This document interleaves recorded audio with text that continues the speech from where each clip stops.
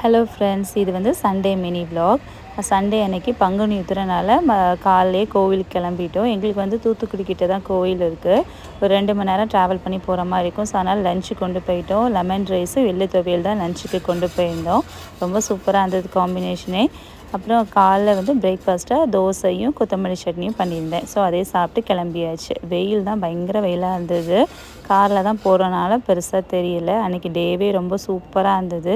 2 வருஷம் கழித்து வர்றதுனால பொங்கல் விடலான்னு சொல்லியிருந்தாங்க மாமியார். ஸோ அதனால் பொங்கல் விட்டு சாமி கும்பிட்டுட்டு வந்திருந்தோம்.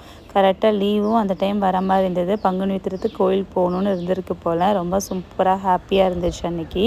பாப்பா பட்டுப்பாவெல்லாம் போட்டு ரொம்ப அழகாக இருந்தா. பட் ஆனால் வெயில்னால கலட்டணும், ட்ரெஸ்ஸு மாற்றணும்னு சொல்லிகிட்டே இருந்தா. நல்லா பொங்கலை இட்டதுக்கப்புறம் அங்கேயே மரத்தடியில் சூப்பராக பெட்ஷீட்லாம் போட்டு லஞ்சு சாப்பிட்டுட்டு நல்லா என்ஜாய் பண்ணிட்டு தான் கிளம்பியிருந்தோம். நீங்கள்லாம் கோயிலுக்கு போனீங்களாங்கிறத மறக்காமல் கமெண்ட் பண்ணுங்கள். பாய்.